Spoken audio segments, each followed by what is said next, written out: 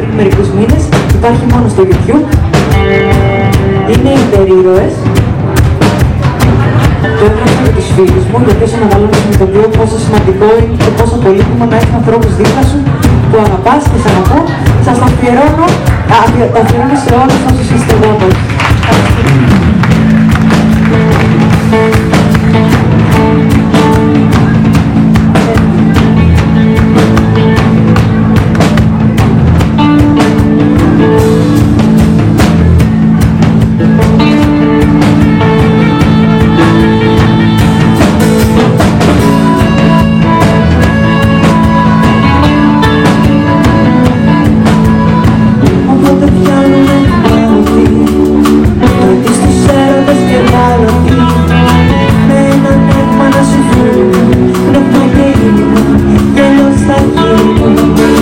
Στα διέξοδα και τα δικά